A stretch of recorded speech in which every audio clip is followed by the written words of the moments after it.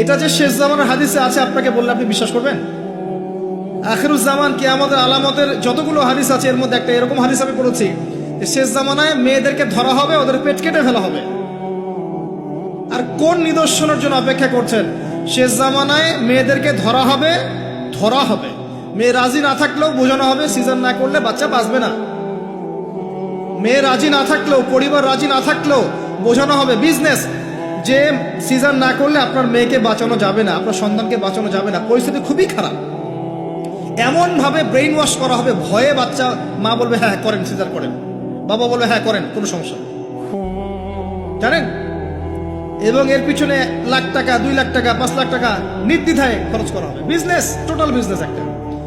Critical অবস্থা এক জিনিস, আর নর্মালি সবাই গণহারে সিজার করছে আরেক জিনিস।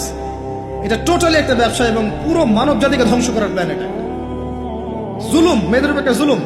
শেষ জামানে হাদিস এসেছে যে আখিরুজ জামানে মেয়েদেরকে ধরা হবে, মানে মেয়েরা ধরা দিবে না, ধরা হবে, পেট কেটে ফেলা হবে, এর ভিতরে যা আছে ওকে বের করে ফেলা হবে। স্পষ্ট টাটকা হাদিস। কেউ দলিল চাইলে আমাকে নক করেন, আমি দিব দলিল ইনশাআল্লাহ। কোন সময়ের জন্য অপেক্ষা করছে? এই সিজারিয়ান এই ট্রেডিশনটা আজকে থেকে 50 বছর আগে ছিল। আপনার দাদিরা কি এইভাবে সন্তান জন্ম দিয়েছে? তাদের 11টা বাচ্চা হইতো, 12টা 15টা বাচ্চা হইতো, আর আমার 1টা 2টাতেই সিজার লাগে। গরু ছাগলের বাচ্চা হয়, আমাদের বাচ্চা হইতে পারে না? সুবহানাল্লাহ, সুবহানাল্লাহ। ইভেন আমার ক্ষেত্রে এমন হয়েছিল। 12 ঘন্টার মধ্যে না করলে আপনার ওয়াইফকে বাঁচানো যাবে না। বললাম ওয়াইফ বাঁচবে, নর্মালি হবে, নর্মালি করবে। আমি যাই না মাঝে দাঁড়ানো, আলটিমেটাম সময় দিচ্ছে যে সময়ের আগে হবে না, সময় এটা পার হয়ে গেলে সিরিয়াস অবস্থা, মারা যেতে পারে, মরবে না, এভাবেই হবে, করান। এভাবেই হয়েছে, এভাবেই হয়েছে। কি সমস্যা? মানুষকে ভয় দেখানো হয় এখানে। আমি এই কথাটা এই জন্য বললাম যে যারা পুরুষ আছেন আপনারা এবং যারা সন্তানের বাবা হচ্ছেন, আপনারা আপনাদের স্ত্রীদের জীবনটাকে এভাবে ধ্বংসের মুখে ঠেলে দিন না, ওদের উপর এত জুলুম করেন না। আল্লাহ পাক প্রাকৃতিক নিয়ম দিয়েছেন, এভাবেই বাচ্চা হবে ইনশাআল্লাহ। ক্রিটিক্যাল অবস্থা এক জিনিস, একটা ক্রিটিক্যাল সিচুয়েশন হয়েছে তখন আপনি করতে পারেন, সেটা আলাদা বিষয়। নর্মালি এমন একটা ট্রেডিশন বানাচ্ছেন কেন? ঘরে ঘরে সিজার, কি দরকার আছে? আশ্চর্য একটা ব্যাপার, আশ্চর্য। এরপরে দেখবেন আরো 2 বছর তাকে এই বোঝা বয়ে বেড়াতে হয়। যাই হোক, হাদিসের মধ্যে আসেন, দাসী মনিবকে জন্ম দিবে, মানে দাসীর মতো আচরণ করা হবে পিতামাতার সাথে। এটা এখনকার সাইন। আপনি এই বিশ্বের দিকে তাকান, দেখেন কি হচ্ছে। আরেকটা ব্যাখ্যা কি হতে পারে? এটা আমি এখন করতে পারবো। এই ব্যাখ্যা আজকে থেকে 500 বছর আগে করা সম্ভব ছিল না। সত্যি সত্যি দাসী মনিবকে জন্ম দিবে। কিভাবে? মনে করেন একটা রাষ্ট্রের নাম সিঙ্গাপুর। কি নাম? আচ্ছা, ওইখানকার মেয়েরা খুবই আধুনিক, ফেমিনিস্ট মানে হচ্ছে নারীবাদী। নারী পুরুষের কোনো ভেদাভেদ নাই, কাঁধে কাঁধ মিলিয়ে সব করবো, ওকে ফাইন। এখন তারা তাদের কেরিয়ারের পিছনে ছোটে, সকালবেলা উঠেই জব এবং চাকরি, কেরিয়ার ইত্যাদি ইত্যাদি। বিয়ে শাদী করেছে, ফর্মালিটিস করতে হয়। কেউ কেউ আবার ওই লিভ টুগেদার থাকে, কেউ কেউ মেয়েকে বিয়ে করে ইত্যাদি ইত্যাদি, কেউ ছেলেকে বিয়ে করে, এমনও চলছে এখন আর কি। তো কেউ কেউ আবার ভুল করে বিয়ে করে ফেলেছে, এখন সন্তান হয়ে গেছে, একটা সন্তানকে তো মানুষ করার সুযোগ নাই, সন্তানকে ডে কেয়ার সেন্টারে দিয়ে এসেছে। আবার কারো কারো সন্তান নেয়ার মতো সময়ই নাই, কেরিয়ার নিয়ে ব্যস্ত। কথা বুঝতে পারছেন? সন্তান 7 মাস 9 মাস পেটে ধারণ করব, আবার এই সিজার বা নর্মাল ডেলিভারি, আরো 2 বছর কষ্ট ইত্যাদি ইত্যাদি। দরকার কি সন্তান নেওয়া? কি করা যায়? দরিদ্র দেশগুলো থেকে মেয়েকে হায়ার করা। যেমন দরিদ্র দেশ মনে করেন যে আমাদের ধরেন মালদ্বীপ বা আমাদের শ্রীলঙ্কা বা আমাদের আফগানিস্তান বা আমাদের অন্য যেগুলো দরিদ্র কান্ট্রি আর কি, ইন্দোনেশিয়া থেকে বেশি নেওয়া হয়, যেগুলোর মাথা পিছু অনেক কম। আচ্ছা, একটা দরিদ্র দেশের মেয়েকে নিয়ে এসে একজন পুরুষ স্পার্ম মানে শুক্রাণু, তার যে শুক্রাণুটা আছে, এই শুক্রাণুটা বিশেষ পদ্ধতিতে ওই মেয়ের ওই ডিম্বাণুর সাথে মিলিত করে ইনজেক্ট করা হয়। আমি কি বুঝাতে পারছি? একটু বোঝার চেষ্টা করেন। শুক্রাণুটাকে নিয়ে মেডিকেল সায়েন্সের এখন অনেক পদ্ধতি আছে, এর মধ্য দিয়ে শুক্রাণু ডিম্বাণুকে একসাথে একত্রিত করে গর্ভের মধ্যে রেখে দেওয়া হয়। এবার এখানে বাচ্চা কনসেপ্ট করে, আস্তে আস্তে আস্তে বাচ্চা বড় হচ্ছে। কার পেটে বাচ্চা বড় হচ্ছে? ওই গরিব মেয়েটা।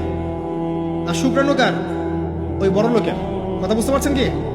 যার স্বামী আর স্ত্রী দুজনে ব্যস্ত, সন্তান নেওয়ার ফুরসত নাই, স্ত্রীর সন্তান নেওয়ার ফুরসত নাই, স্ত্রী ব্যস্ত ক্যারিয়ারের পেছনে, ফ্যামিনিস্ট। এবার 9 মাস এই মেয়েটাকে খুব ভালো মতো খাওয়ানো হবে, ভালো খাওয়ানো হবে, ফ্রেশ পানি খাওয়ানো হবে, ফ্রেশ খাবার, একদম তরতাজা একটা বাচ্চা চাই। 9 মাস পরে এই মেয়ে বাচ্চা খালাস করলো, সিজার হলো বা নর্মাল ডেলিভারি হলো। এই যে বাচ্চাটাকে জন্ম দিল এই মেয়েটা, গরিব মেয়েটা, এবার এই মেয়েটাকে কিছু ডলার দেয়া হলো। তুমি 9 মাস গর্ভধারণ করেছো, তোমাকে পারিশ্রমিক দেওয়া হলো, বাচ্চাটা আমাকে দাও, তুমি বিদায় নাও।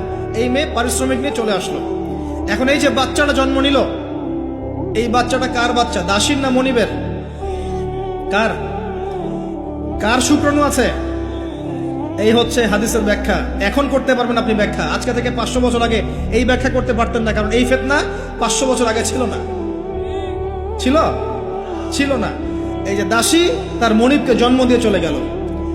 নবী সাল্লাল্লাহু আলাইহি ওয়াসাল্লাম 1400 বছর আগে বলেছেন এমন একটা সময় আসবে দাসী মনিবকে জন্ম দিবে। চিন্তা করেন আর কতটুকু সময় বাকি আছে আপনার হাতে, আপনি ভাবতে থাকেন। আমি তো বেশি বললে সমস্যা, হজম হয় না কিছু মানুষের। খালি চোখ কান বন্ধ করে খাও দাও ঘুমাও 5 ওয়াক্ত নামাজ পড়ো, ব্যাস এনাফ। যখন সমস্যা আসবে তখন দেখা যাবে, এমন ভাব মানুষের আর কি। মনে করেন যে চাঁদ এবং পৃথিবী আছে একটা এই যে গ্রহণের মধ্যে। এখন অন্য একটা গ্রহাণু আসছে পৃথিবীর দিকে, ধেয়ে আসছে। অনেক সময় দেখা যায় না খবরে, ধেয়ে আসছে গ্রহাণু, দেখা যায় না? ধরেন ধেয়ে আসছে এবং বিজ্ঞানীরা নিশ্চিতভাবে বললো যে আগামী 10 বছরের মধ্যে এটা লেগে যাবে, আগামী 10 বছরের মধ্যে এটা পৃথিবীতে এসে পড়বে, বা 10 ঘন্টা পর পড়বে, বা 10 মাস পর পড়বে, এমনটা বলে দিল বিজ্ঞানীরা। এখন আপনি কি করবেন? আচ্ছা যখন আসবে তখন দেখা যাবে, এত ব্যস্ত হওয়ার কিছু নাই, ঘুমাও খাও ফুর্তি করো, যেমন দিনকাল যাচ্ছে যাক, কোনো সমস্যা নেই। এখন আরেক দল মানুষ চিন্তা করছে ওই গ্রহাণুটাকে কিভাবে সরিয়ে দেওয়া যায়, সরিয়ে দিয়ে পৃথিবীকে কেমন করে বাঁচানো যায়। কারা বেশি স্মার্ট? ওরা সরানোর চেষ্টা করে না, ওরা বলে যে আমরা সরিয়ে দিব, ওখানে ধ্বংস করবো ইত্যাদি ইত্যাদি। আর কেউ বলছে আচ্ছা আসুক দেখা যাবে, সমস্যা নেই, মরতেই তো হবে একদিন, আসবে, সমস্যা কি। চমৎকার। তো এই যে একটা বুদ্ধিবৃত্তিক পরাজয়, এর ফলশ্রুতিতে আগামীর প্রস্তুতি নিতে পারবে না মানুষ। সাহাবায়ে কেরাম রাদিয়াল্লাহু আনহু মসজিদে বসে একটা বিষয় নিয়ে কথা বলছেন, নবী সাল্লাল্লাহু আলাইহি ওয়াসাল্লাম পাশ দিয়ে যাচ্ছেন, জিজ্ঞাসা করলেন তোমরা কি নিয়ে কথা বলছো? সাহাবীরা বলছেন আমরা আলামাতুস সাআ নিয়ে কথা বলছি ইয়া রাসূলুল্লাহ, আমরা কিয়ামতের আলামত নিয়ে কথা বলছিলাম। সাহাবীরা কথা বলছেন কিয়ামতের আলামত নিয়ে, তাদের কোনো দরকার আছে কথা বলার? তারা তো জান্নাতে যাবেন সার্টিফিকেট প্রাপ্ত, তাদের কোনো দরকার আছে এগুলোর চর্চা করার?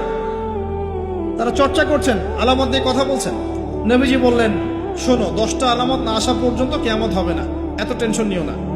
10টা আলামত না আসা পর্যন্ত কিয়ামত হবে না। দাজ্জাল, ঈসা ইবনে মারিয়াম, ইয়াজুজ মাজুজ, আপনার দাব্বাতুল আরদ, আপনার 3টা ভূমিকম্প ইত্যাদি ইত্যাদি, এরকম 10টা আলামত আসবে, তারপর কিয়ামত হবে। তো সাহাবীরা যে বসে বসে কথা বলছেন কিয়ামত নিয়ে, তারা কি বুঝতেন না যে কি করা লাগবে ইসলামের জন্য, কি করা লাগবে না? নাকি আমি বেশি বুঝি? তারা কি জন্য কথা বলছিলেন? কারণ তারা আগামীর প্রস্তুতি যাতে গ্রহণ করতে পারে।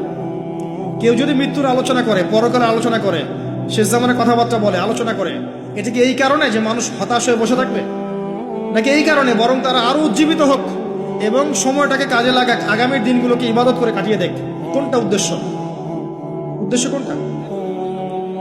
কিছু মানুষকে বোঝানো যায় না, কারণ লাহুম কুলুবুন লা ইয়াফকাহুনা বিহা, কলব আছে উপলব্ধি করে না, ওয়ালাহুম আযানুন লা ইয়াসমাউনা বিহা ওয়ালাহুম আ'য়ুনুন লা ইবসিরুনা বিহা উলাইকা কাল আনআম বাল হুম আদাল ফাউলাইকা হুমুল গাফিরুন। আমার আগের যে লেকচারার ছিলেন এই আয়াতটাকে তেলাওয়াত করেছেন না?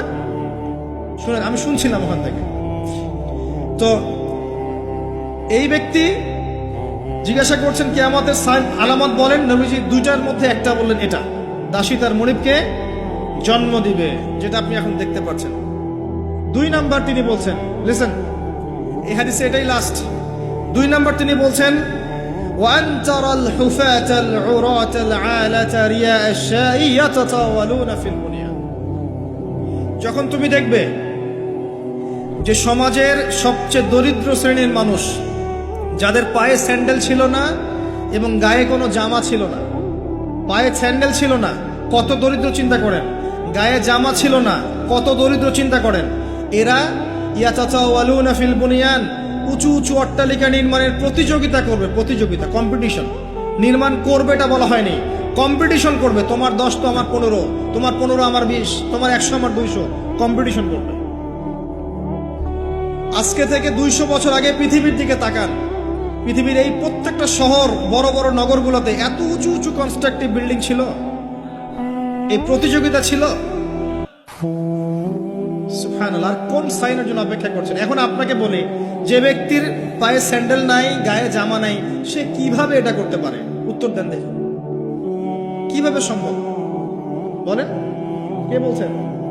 এক ভাই বলছেন সুদ। এক্স্যাক্টলি রাইট অ্যান্সার, সুদ। আপনি যান, সুদি লোন নেন, বিল্ডিং তোলেন এবং সারা জীবনের ঘানি টানতে থাকেন, লোনের ঘানি টানতে থাকেন, প্রতিযোগিতা করতে থাকেন। সুদের মধ্য দিয়ে বড় লোকের কোনো ক্ষতি হয় না, বড় লোক আরো ধনী হতে থাকে, সুদের মধ্য দিয়ে দরিদ্র আরো দরিদ্র হতে থাকে। ব্যাংক ওই যাকে লোন দিয়েছে ওর রক্ত চুষবে, আর এ যে লোন নিয়ে বাড়ি করেছে এ ভাড়াটিয়া রক্ত চুষবে, আর ভাড়াটিয়া ভাড়া দেওয়ার জন্য দুর্নীতির আশ্রয় নিবে, অসৎ পথে যাবে, সমাজের কাঠামোটা কলাপস করে দেবে। একটা প্রবলেমের সাথে আরো অনেক বিষয় জড়িত থাকে। এক নাম্বার হচ্ছে রিবা, যার মধ্য দিয়ে এটা করা সম্ভব। আর 2 নাম্বার হচ্ছে কি? আত্মসাৎ। অন্যের সম্পদ অন্যায়ভাবে আত্মসাৎ করতে পারলে আপনি রাতারাতি এই পর্যায়ে যেতে পারবেন ইনশাল্লাহ। অন্য পদ্ধতি আছে? একজন মানুষ হালাল খেয়ে হালাল পথে থেকে খুব সহজ এরকম 10, 20, 50 তলা বিল্ডিং করা খুব সহজ? এত সহজ না, এত সহজ না। এই হাদিসে নবী সাল্লাল্লাহু আলাইহি ওয়াসাল্লাম এই 2টা আলামত বলেছেন। অন্যান্য হাদিসগুলো তিনি আরো অনেক কথা বলেছেন। ফর এক্সাম্পল, আমি কয়েকটা বলে শেষ করছি, বড় বড় কয়েকটা বলছি। ফর এক্সাম্পল, শিরক বেড়ে যাবে। কি বেড়ে যাবে? শিরক বেড়ে যাবে। ভণ্ড নবীদের আগমন ঘটবে, সময়গুলো সংক্ষিপ্ত হয়ে আসবে। একটা বছর একটা মাসের মতো চলে যাবে, একটা মাস একটা সপ্তাহের মতো চলে যাবে, একটা সপ্তাহ একটা দিনের মতো চলে যাবে। সময় কি দ্রুত যাচ্ছে না? আপনি কি বুঝতে পারছেন সময় দ্রুত যাচ্ছে? চাঁদ দ্বিখণ্ডিত হয়ে যাবে। চাঁদ কিন্তু দ্বিখণ্ডিত হয়ে গেছে, চাঁদ দ্বিখণ্ডিত হয়ে গেছে। সূরা কমারের 1 নম্বর আয়াত পড়ে দেখেন। বেশি বেশি আল্লাহর গজব আসবে, মহামারী আসবে, ঝড়, জলোচ্ছ্বাস, প্রাকৃতিক দুর্যোগ বেশি বেশি আসতে থাকবে এবং এমন এমন সব রোগের আবির্ভাব ঘটবে যেগুলো কখনোই ছিল না পৃথিবীতে। এইডসের নাম মানুষ আগে শুনেছিল? HIV-র নাম মানুষ শুনেছে? এখন এইসব যে ভাইরাস চলছে এগুলোর নাম আগেকার জেনারেশন শুনেছিল কখনো? এরপরে যেগুলো আসবে সেগুলো আমরাও শুনি নাই, আমাদের পরের প্রজন্ম শুনবে। এটাই শেষ না, আরো আসবে।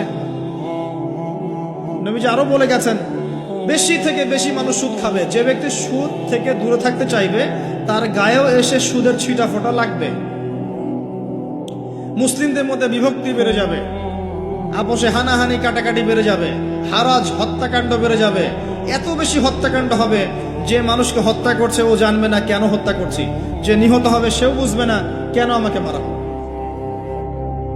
প্রথম বিশ্বযুদ্ধের ইতিহাস একটা লেকচারে বলেছি, সেকেন্ড ওয়ার্ল্ড ওয়ারের ইতিহাসটা বলেছিলাম। এগুলো দেখেন সারা বিশ্বে কত মানুষকে মারা হয়েছে বিগত শতাব্দীতে, 100-150 বছর দেখে নিন। হারাজ হত্যাকাণ্ড, প্রচুর হত্যাকাণ্ড। প্রথম ওয়ার্ল্ড ওয়ারেই মিনিমাম 3 থেকে 4 কোটি মানুষকে মারা হয়েছে। দ্বিতীয় ওয়ার্ল্ড ওয়ারে 7 থেকে 8 কোটি মানুষকে মারা হয়েছে। সামনে যেটা আসবে ওখানে দেখবেন পৃথিবীর 1/3 মানুষই শেষ। অপেক্ষা করতে থাকেন। আরো বলেছেন জেনা বাড়বে, জেনা ঘরে ঘরে জেনা থাকে। আরো বাড়বে পরকিয়া, ব্যভিচার। আপনার পারিবারিক কাঠামো ভেঙে যাবে, সমাজের বন্ধন বলে কিছু থাকবে না, ভেঙে যাবে।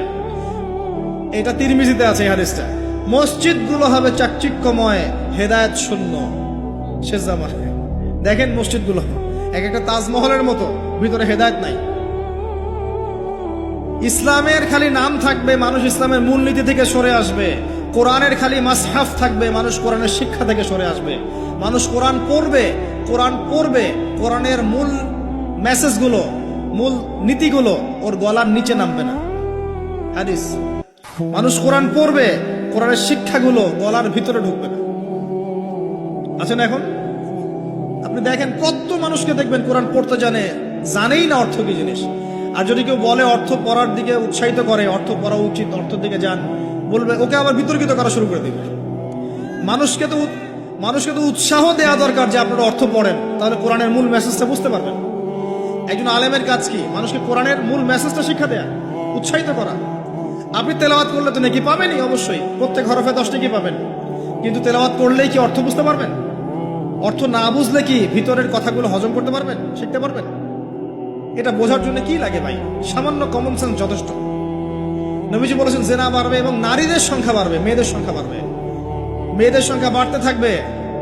এমন একটা সময় আসবে প্রত্যেক একজন পুরুষের জন্য 40 জন মহিলার দায়িত্ব চলে আসবে। স্ত্রী না ভাই, এত খুশি হওয়ার দরকার নেই, স্ত্রী কথা বলা হয়নি। 40 জন মহিলার দায়িত্ব চলে আসবে। আপনার মা, বোন, খালা, ফুফু সব মিলে দেখবেন 40টা ফ্যামিলি আপনাকে টানতে হচ্ছে, আপনি একজন পুরুষ। আস্তে আস্তে এগুলো বাড়ছে না? বাড়ছে। মহিলারা পুরুষদের পোশাক পরবে আর পুরুষেরা মহিলার পোশাক পরবে, এটা বড় সাইন। আরেকটা সাইন আছে যে মহিলারা এমন পোশাক পরে রাস্তাঘাটে ঘুরবে যেই পোশাক পরেও তারা নগ্ন থাকবে। নিসাউন কাসিয়াতুন আরিয়াহ মুইলাতুন মামিলাত। আখির জামানে এক শ্রেণীর নারী বের হবে যারা পোশাক পরেও নগ্ন থাকবে, অন্যকে আকৃষ্ট করবে, অন্যর দিকে নিজেও আকৃষ্ট হবে। আপনাদের এখানে এই ট্রেডিশন নাই? বলতে থাকলে ভাই রাত শেষ হয়ে যাবে, আমি আলোচনা গুটিয়ে নেওয়ার চেষ্টা করছি। মূল কথা হচ্ছে ভাই যে আলামাতুস সাআ নিয়ে কথা বললে অনেক কথা বলা যায়। মূল বিষয়টা হচ্ছে আমাদের ইসলাম। ইসলামের বেজ, ইসলামের পিলার, মূল বিষয় হচ্ছে ঈমান, মূল বিষয় হচ্ছে ইহসান এবং আগামীর বিশ্ব সম্পর্কে সচেতনতা। যখন আমি দেখছি যে একটার পর একটা আলামত আসতেই আছে এবং যেতেই আছে, এবং এই বিশ্ব যা দেখছে আগামী বিগত বিশ্বটা দেখে নাই, তখন আমাদের উচিত প্রথমত সতর্ক হওয়া। প্রথম কাজ কি করা উচিত? সতর্ক হওয়া উচিত।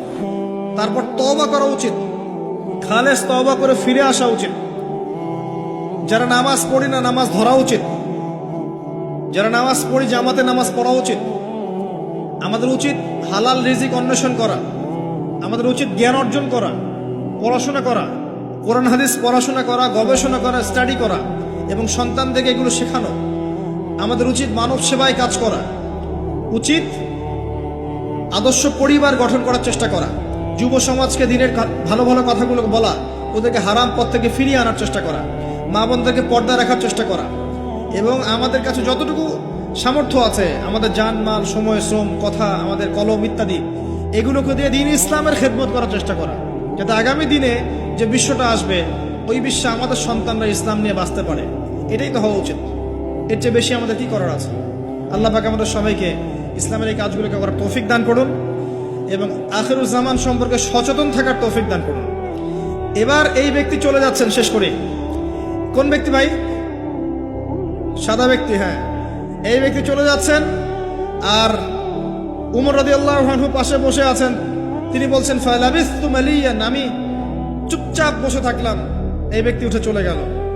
সাহাবায়ে কেরাম বসে থাকলাম চুপচাপ, যেন গাধের মধ্যে পাখি বসে আছে। এবার নবী সাল্লাল্লাহু আলাইহি ওয়াসাল্লাম কিছুক্ষণ চুপচাপ বসে থাকলেন, মাথা নিচু করে। এবার তিনি বললেন, ইয়া ওমর, হে ওমর, আতাদরি মানে সাইল, তুমি কি জানো এই যে ব্যক্তি প্রশ্ন করতে এসেছিল, এই ব্যক্তি কে ছিল? ওমর, তুমি কি জানো? ওমর ইবনে খাত্তাব বলছেন, আল্লাহু ওয়া রাসূলুহু আলাম, আল্লাহ এবং তার রাসূল ভালো জানেন কে ছিল, আমি তো জানি না।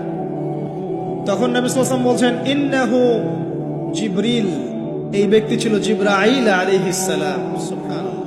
আতাকুম ইউআল্লিমুকুম দীনাকুম, তিনি এসেছিলেন তোমাদেরকে তোমাদের দ্বীন ইসলাম শেখাতে।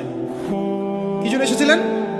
প্রশ্নোত্তরের মাধ্যমে তোমাদেরকে তোমাদের দ্বীন ইসলাম শেখাতে এসেছেন। জিবরাইল আলাইহিস সালাম মাটিতে এসেছেন, মানুষের রূপ ধরে। পৃথিবীতে ইতিহাসে একবারই তিনি জনসমক্ষে এসেছেন, সবার সামনে মানুষের রূপ ধরে। অন্য সময় জনসমক্ষে আসেন নাই। নবী সাল্লাল্লাহু আলাইহি ওয়াসাল্লামের কাছে একা একা এসেছেন, কিন্তু সবার সামনে পাবলিকলি একবার এসেছেন। এই হাদিসটার নাম হাদিসে জিবরিল। মিশকাতে আছে, সহিহ মুসলিমের মধ্যেও আছে, 2 নম্বর এবং 9 নম্বর হাদিস, দেখে নিয়ে। তোমাদেরকে তোমাদের দ্বীন শেখাতে এসেছেন। তাহলে দ্বীনের মধ্যে মূল বিষয়গুলো কি? 1 নম্বর ইসলামের পিলার কি কি, 2 নম্বর ঈমানের পিলারগুলো কি কি, 3 নম্বর ইহসান কি জিনিস, এবং 4 নম্বর শেষ জামানা সম্পর্কে সচেতনতা। এগুলো কি ইসলামের অংশ না? তোমাদেরকে তোমাদের দ্বীন শেখাতে এসেছেন। 4টা প্রশ্নকে আপনি যদি পার্সেন্টেজ করেন, এক একটা প্রশ্ন হচ্ছে 25% করে, তাই না? 100%-এ 25% করে। তার মানে শেষ জামানা সম্পর্কে সচেতন থাকাটা আপনার দ্বীনের মধ্যে 25%। আল্লাহ পাক আমাদেরকে সচেতন হওয়ার তৌফিক দান করুন। আমরা দোয়া করি আল্লাহ পাক আমাদের সবাইকে দ্বীনের সঠিক জ্ঞান অর্জন করার তৌফিক দান করুন, ইসলামের মূল বিষয়গুলোকে মেনে চলার তৌফিক দান করুন, ইসলামের দাওয়াত মানুষের কাছে পৌঁছানোর তৌফিক দান করুন। আল্লাহ পাক আমাদেরকে পরিপূর্ণ মুমিন বানিয়ে দেখ, ইমানদার বানিয়ে দেখ। আল্লাহ পাক আমাদেরকে ইহসান দান করুন, যেন আমরা প্রত্যেকটা মুহূর্তে সচেতন থাকতে পারি আল্লাহ আমাকে দেখছেন। আল্লাহ পাক শেষ জামানার এই ফিতনাময় পরিবেশে ঈমান আমল নিয়ে চলার জন্যে আমাদেরকে জ্ঞান, আমাদেরকে আমল, আদর্শ পরিবার, হালাল রিজিক এবং তাসকি আত্মশুদ্ধি আল্লাহ পাক আমাদেরকে দান করুন। আমিন। আকুলু কাওলি হাযা আস্তাগফিরুল্লাহ লি ওয়া লাকুম ওয়া লিসাইল মুসলিমিন। বারাকাল্লাহু লানা ওয়া লাকুম বিল আয়াতিল হাকীম। ইন্নাহু তাআলা জাওয়াদুন কারীম ওয়া রাউফুর রহিম। সবাই দোয়া পড়ি আমরা, বলেন সুবহানাকা আল্লাহুম্মা ওয়া বিহামদিকা আশহাদু আল লা ইলাহা ইল্লা আনতা আস্তাগফিরুকা ওয়া আতুবু ইলাইক। আসসালামু আলাইকুম ওয়া রাহমাতুল্লাহি ওয়া বারাকাতুহু।